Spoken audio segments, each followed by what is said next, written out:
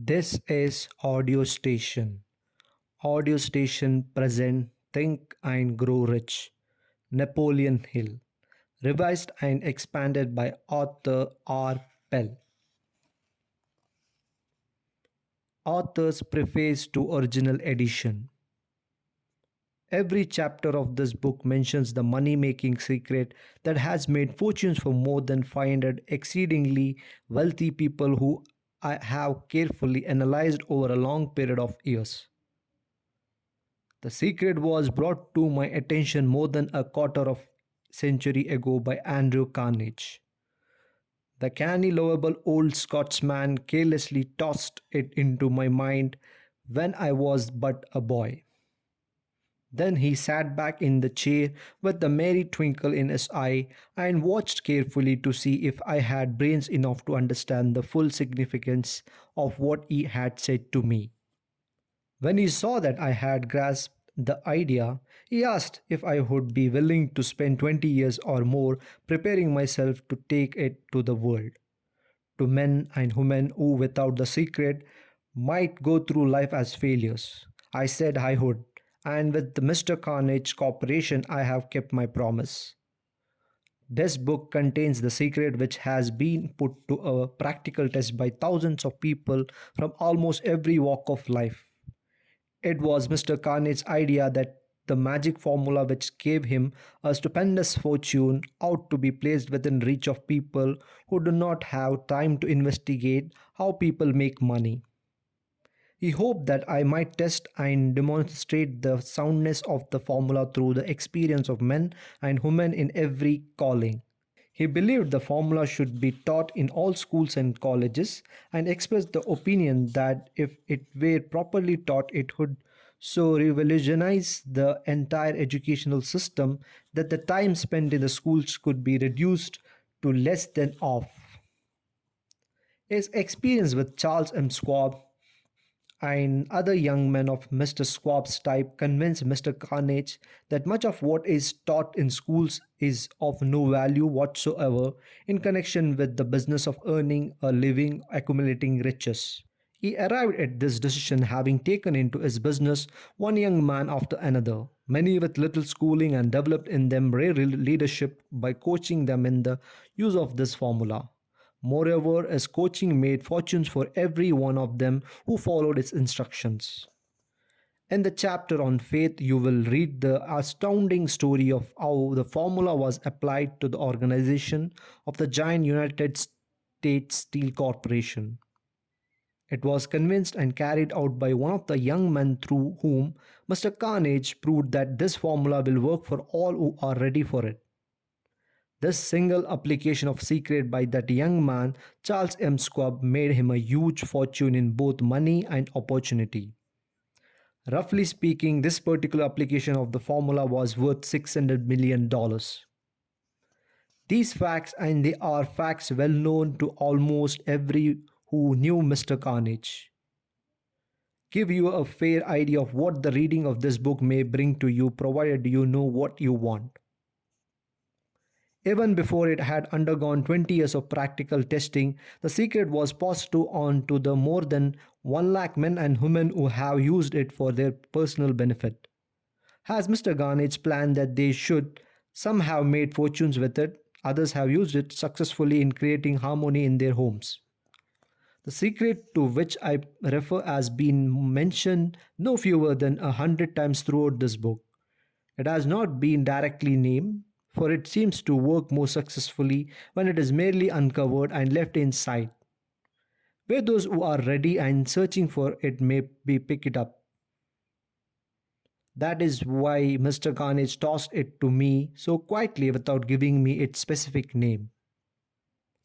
If you are ready to put it to use, you will recognize the secret at least once in every chapter. I wish I could tell you how you will know if you are ready, but that would deprive you of much of the benefit you will receive when you make the discovery in your own way. While this book was being written, my own son, who was then finishing the last year of his college work, picked up the manuscript of chapter 2, read it, and discovered the secret for himself. He used the information so effectively that he went directly into a responsible position at a starting salary greater than the average man ever earns. His story has been briefly described in chapter 2. When you read it, perhaps you will dismiss any feeling you may have had at the beginning of the book that it is promised too much, and two, if you have ever been discouraged, if you have had difficulties to surmount which took the very soul out of you, if you have tried and failed, if you were ever handicapped by illness or physical affliction, this story of my son's discovery and use of this carnage formula may prove to be the oasis in the desert of lost hope for which you have been searching. This secret was extensively used by President Woodrow Wilson during World War I. It was passed on to every soldier who fought in the war, carefully wrapped in the training received before going to the front. President Wilson told me it was a strong factor in raising the funds needed for the war. Early in 20th century, Manuel L. Quezon, then the resident commissioner of the Philippine Islands, was inspired the secret to gain freedom for the people and went on to lead them as its first president. A peculiar thing about this secret is that those who acquire it and use it find themselves literally swept on to success with but little effort, and they never again submit to failure. If you doubt this, study the names and records of those who have used it wherever they have been mentioned and be convinced. There is no such thing as something for nothing. The secret to which I refer cannot be had without a price. Although the price is far less than its value, those who are not intentionally searching for it cannot have it at any price. It cannot be given away, it cannot be purchased for money because it comes in two parts. One part is already in possession of those who are ready for it. The secret serves equally well all who are ready for it. Education has nothing to do with it. Long before I was born, the secret had found its way into the possession of Thomas Edison, and he used it so intelligently that he became the world's leading inventor, although he had but 3 months of schooling.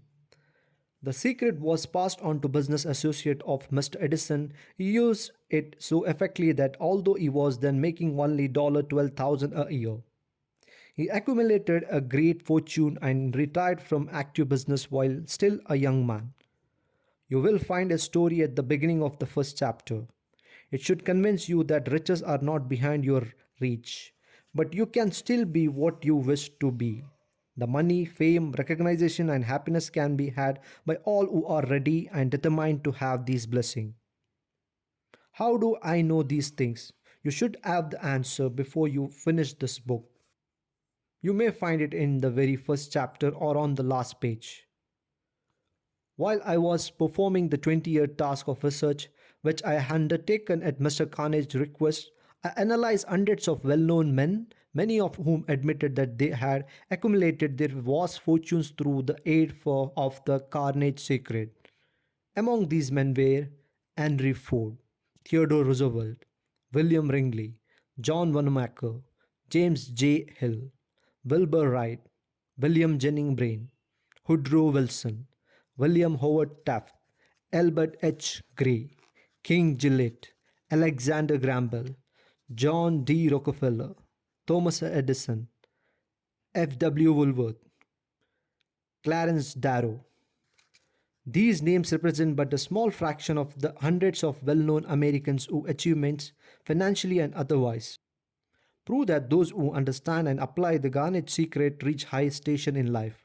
All the people I have known who have been inspired to use the secret have achieved noteworthy success in their chosen calling. I have never known any person to distinguish himself or to accumulate riches of any consequence without possession of the secret. From these two facts, I draw the conclusion that the secret is more important as a part of the knowledge essential for self determination than anything one receives through what is popularly known as education. What is education anyway? As far as schooling is concerned, many of these men had very little. John Wanamaker once told me that what little schooling he had, he acquired in very much the same manner as a locomotive takes on water, by scooping it up as it runs. Henry Ford never reached high school, let alone college. I'm not attempting to minimize the value of schooling, but I'm trying to express my earnest belief that those who master and apply the secret will reach high station, accumulate riches, and bargain with life on their own terms, even if their schooling has been meagre. Somewhere as you read the secret to which I refer will jump from the page and stand boldly before you. If you are ready for it, when it appears, you will recognize it, whether you receive the sign in the first or the last chapter. Stop for a moment when it presents itself and raise your glass to toast your epiphany. Chapter 1 tells the story of my very dear friend who has generously acknowledged having seen the mystic sign and whose business achievement are evidence enough that he turned down a glass. As you read a story and others remember that they deal with the important problems of life, such as all people experience the problems arising from one's endeavor to earn a living, to find hope, courage, contentment, and peace of mind, to accumulate riches, and to enjoy freedom of body and spirit. Remember, too, as you go through the book, that it deals with facts and not with fiction. Its purpose is to convey a great universal truth through which all who are ready may learn not only what to do but also how to do it and receive the needed stimulates to make a start. As a final word of preparation, may I offer one brief suggestion that may provide a clue to recognizing the carnage secret. It is this: all achievements, all earned riches have their beginning in an idea. If you are ready for the secret, you are already possessed on half of it. Therefore, you will readily recognize the other half of the moment it reaches your mind. Napoleon Hill, 1937. Now, preface to current edition. When Think and Grow Rich was published in 1937, it was acclaimed as one of the greatest inspirational books of its time. Together with Dale Carnegie, How to Win Friends and Influence People, and Norman Vincent Peale's The Power of Positive Thinking, it became essential reading for men and women who pursued success in their lives and careers. Over 15 million copies of this book have been sold. It became a roadmap for many millions of people to escape the poverty of the Depression era and gain prosperity for themselves, their families, and in many cases their employees. Who was Napoleon Hill? And what was the source of his philosophy? Napoleon Hill was born into a poor family in 1883 in one room cabin in rural Virginia. He was orphaned at the age of 12 and brought up by relatives. Overcoming poverty and his rebellious nature, he struggled to obtain an education and develop into one of the pragmatic genius of his time. Age 13, he started his writing career as a stringer for small town newspaper, a reporter who wrote items and stories about happening in his area for pennies a line. Perhaps because of his own struggle to overcome poverty, he became obsessed with why people fail to achieve true financial success and happiness in their lives. To earn a living, he chose to pursue careers in both law and journalism. His early career as a reporter helped finance his way through law school. His big break came when he was given an assignment to write a series of success stories of famous men. One of the men he interviewed for this series was Andrew Carnegie, the world renowned steel magnate. Mr. Carnage was so impressed by the young journalist that he gave him a commission that would dominate the next 25 years Hill's life. The project was to interview over 500 million to find a success formula that could be used by the average person. The interviews included the greatest and wealthiest men of the era. Among them were Thomas Edison, Alexander Graham Bell, Henry Ford, Charles M. Schwab, Theodore Roosevelt, William Wrigley Jr., John Wanamaker, William Jennings Bryan, George H. Mann, Woodward Wilson, William H. Taft, John D. Rockefeller, F. W. Woolworth, and many others who are not as well known as today. During this period, Andrew Carnegie became Hill's mentor, helping Hill formulate a philosophy of success, drawing on the thoughts and experience of the people who were interviewed. The success of Think and Grow Rich led to a long career as consultant to business leaders, lectures, and writers of several more books, and made Hill a millionaire in his own right. Napoleon Hill died in November 1970 after a long and successful career. His work stands as a guidepost to individuals' achievement and has influenced readers for almost 70 years. Updating a classic work is a monumental task. The basic philosophy of the writer cannot be changed. It must always be Napoleon Hill's book, not mine. I approach it in the same way an art restorer looks at a classic painting that is being refurbished. I carefully studied the text and deleted the story and anecdotes that, all through meaningfully to the reader of the 1930s, have little significance to the reader of the 21st century. I replaced them with the example of illustration of men and women who, in their careers in recent times, exemplify the principles Napoleon Hill promulgated. In the following chapter, you will learn these principles. In addition to reading the success stories of the people Hill studied for this original book, you will meet some of the top achievers of our time, such as Bill Gates, Mary Kay Ash, Arnold Schwarzenegger, Ray Kroc, Michael Jordan, and others. Napoleon's proven steps to riches are as valid for today's reader as they were for his contemporaries. All who read, understand, and apply this philosophy will be better prepared to attract and enjoy these higher standards of living that always have been and always will be denied to all except those who are ready for them. Be prepared, therefore, when you actively follow Napoleon Hill's precepts to make major changes in your approach to life. It will pay off in enabling you to enjoy a life's harmony and understanding, as well as setting the stage for you to join the ranks of wealthy people. Dr. Arthur R. Pell, 2004. Chapter 1, Part 1, The Power of Thought. The man who thought his way into partnership with Thomas A. Edison. Truly, thoughts are things, and powerful things at that, when mixed with purpose, persistence, and a burning desire for their translation into riches or other material objects. Edwin C. Burns discovered how true it is that men really do think and grow rich. His discovery did not come about at one sitting. It came little by little, beginning with a burning desire to become a business associate of the great Thomas Edison. One of the chief characteristics of Burns' desires was that it was definite. He wanted to work with Edison, not for him. Observe carefully the description of how he went about translating his desire into reality, and you will have a better understanding of the 13 principles which lead to riches. When this desire or impulse of thought first flashed into his mind, he was in no position to act upon it.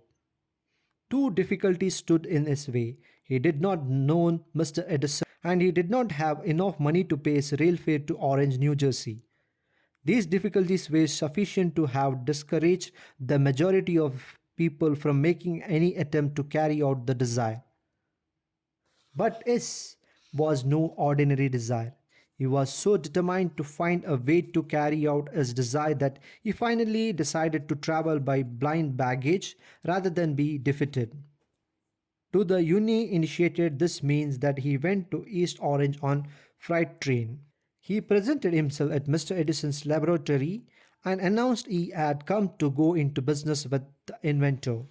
In speaking of the first meeting between them years later, Mr. Edison said, "He stood there before me looking like an ordinary tramp, but there was something in the expression of his face which conveyed the impression that he was determined to get what he had come after. I had learned from years of experience with men that when a man really desires a thing so deeply that he is willing to stake his entire future on a single turn of the wheel in order to get it, he is sure to win. I gave him the opportunity he asked for, because I saw he had made up his mind to stand by until he succeeded. Subsequent events proved that no mistake was made. Just what young Burns said to Mr. Edison on that occasion was far less important than what he thought. Edison himself said so. It could not have been the young man's appearance that got him a start in the Edison's office, for that was definitely against him. It was what he thought that counted. If the significance of this statement could be conveyed to every person who reads it, there would be no need for the reminder of this book. Burns did not get his partnership with Edison's on the first interview. He did get a chance to work in the Edison offices at a very nominal wage doing work that was unimportant to Edison. But most important to Burns, it gave him an opportunity to display his merchandise where his intended partner could see it. Months went by. Apparently, nothing happened to bring the coveted goal, which Burns had set up in his mind as his definite major purpose. But something important was happening in Burns' mind. He was constantly intensifying his desire to become the business associate of Edison. Psychologists have correctly said when one is truly ready for a thing, it puts in its appearance. Burns was ready for a business association with Edison. Moreover, he was determined to remain ready until he got that which he was seeking. He did not say to himself, "Ah, well, what the use? I guess I'll change my mind and try for a salesman job." But he did say, "I came here to go into business with Edison, and I will accomplish this end if it takes the remainder of my life." He meant it. What a different story people would have to tell if only they would adopt a definite purpose and stand by that purpose until it had time to become an all consuming obsession. Maybe young Burns did not know it at the time, but his bulldog determination, his persistence with a single desire, was destined to mow down all opposition and bring him the opportunity he was seeking. When the opportunity came, it appeared in a different form and from a different direction than Burns has expected. That is one of the tricks of opportunity. It has a sly habit of slipping in by the back door and often comes disguised in the form of misfortune or temporary defeat. Perhaps this is why so many fail to recognize opportunity. Mr. Edison had just perfected a new office device known at that time as the Edison dictating machine, later called the Ediphone. His salesmen were not enthusiastic over the machine. They did not believe it could be sold without great effort. Burns saw his opportunity. It had crawled in quietly, hidden in a cure looking machine that interested no one but Burns and the inventor. Burns knew he could sell the Edison dictating machine. He suggested this Edison and promptly got his chance. He did sell the machine. In fact, he sold it so successfully that Edison gave him a contract to distribute and market it all over the nation. Out of that business association grew the slogan made by Edison and installed by Burns. This business alliance made Burns rich in money, but he accomplished something infinitely greater. He proved that one really may think and grow rich.